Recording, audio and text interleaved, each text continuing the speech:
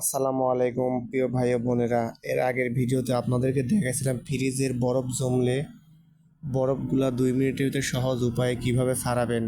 তো আজকের ভিডিও ফ্রিজের কম্প্রেসারের উপরে যে ট্রে থাকে ট্রেটা কিভাবে পরিষ্কার করবেন এবং পরিষ্কার রাখবেন।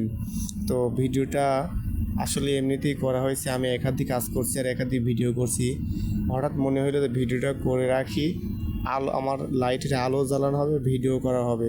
তো এটাই হচ্ছে মূলত সেই ট্রে, এবং ট্রের ভিতর দিয়ে দেখেন কত সুন্দর পাইপ, চিকন একটা পাইপ গেছে যাকে ক্যাপিলারি পাইপ বলে। এই পাইপটা গরম হয়, এই জন্য আপনার এই ফ্রিজের ড্রেন লাইনের পানিগুলো এই ট্রেতে পড়লে এই ট্রের ভিতরে থাকা পানিতে এই পাইপগুলো ঠান্ডা হয়।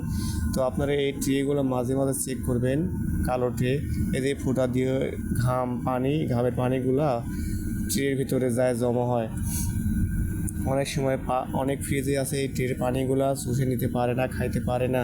তো এই পানিগুলো ভরে ওভার হয়ে যায় এবং তা মেঝেতে ফ্লোরে পড়ে, এবং ফ্রিজের যে নিচে ড্রেন আছে ড্রেনেও অনেক সময় জমা হয়, মশা মাছি জন্মায়।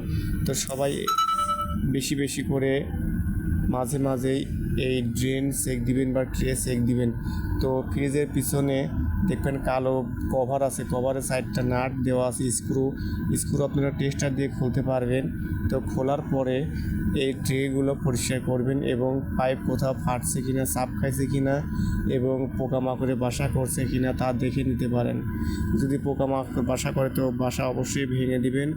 আর ট্রের ভিতরে যেগুলো ময়লা জমে এই ময়লাগুলো অবশ্যই আপনারা কোনো কিছু দিয়ে সুন্দর মতো বের করে দেবেন। আমার ফ্রিজটার পিছনে এই যে কভারটা খুলে ট্রে পরিষ্কার করা যায়। আমার ফ্রিজের পিছনে অনেক জায়গা কম, এর কারণে ঠিকমতো ভিডিওটা করতে পারি নাই। আর আমাদের ঘরটা কাঁচা মেজো, ইঁদুরে মাটি তুলছে, তো ঠিকঠাক মতো ভিডিও করা হয়নি। যে কভার খোলার পরে এই কালো ট্রেটা আপনারা পরিষ্কার করবেন। আমি দেখাচ্ছি আপনাদেরকে কিভাবে ট্রে পরিষ্কার করবেন এবং ট্রের ভিতরে ময়লা পরিষ্কার করবেন। তবে সাবধান, ট্রের ভেতরে কিন্তু চিকন ক্যাপিলারি পাইপ থাকে, চিকন পাইপ। তো এই পাইপগুলো কোনো সময় যেন গোতা দিয়ে ভাঙবেন না এবং হাত লেগে যাতে ভেঙে না যায় সেদিকে খেয়াল রাখবেন। আর এই কালো ট্রেটা কোনো সময় টান দিয়ে খোলার চেষ্টা করবেন না। যদি অভিজ্ঞ হন আপনি সেক্ষেত্রে খুলতে পারেন, কিন্তু যদি অনভিজ্ঞ হন তো কোনো সময় খুলবেন না। আমার ট্রের ভিতরে কোনো পানি নাই, হালকা হালকা ময়লা জমছে। তো আমি ময়লাগুলো প্রথমে ঝুট দিয়ে পরিষ্কার করতেছি, এবং কিছু ময়লা আছে শুকনা, তো শুকনা ময়লাগুলো কিন্তু ঝুট দিয়ে যাবে না। তো কোনো শক্ত কোনো কিছু দিয়ে ঘষে পরিষ্কার করতে হবে। এই যে একেবারে ফ্রিজের তলায় দেখেন কী পরিমাণ ময়লা জমছে, শুধু এই ধুলাবালি উড়ে এসে কিন্তু এই ময়লাগুলি জমছে বা ময়লা জমা হয়েছে।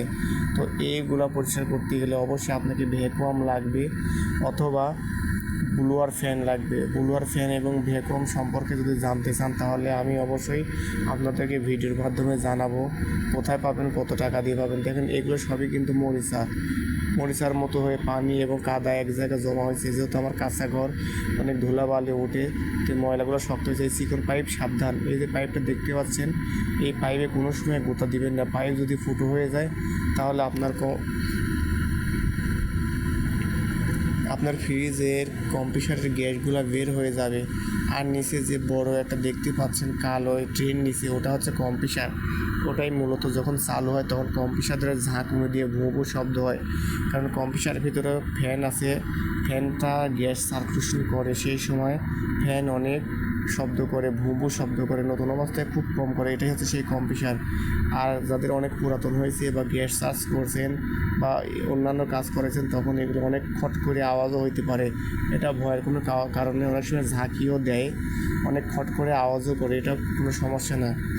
আর ফ্রিজ যখন চলবে তখন ফ্রিজের ডানে বামে দুই সাইড দিয়ে অনেক গরম হবে। যখন বুঝবেন যে আপনার ফ্রিজ একেবারে চলতেছে না তখন দেখবেন ফ্রিজটা বরফের মতো ঠান্ডা হয়ে যায়। আগের ভিডিও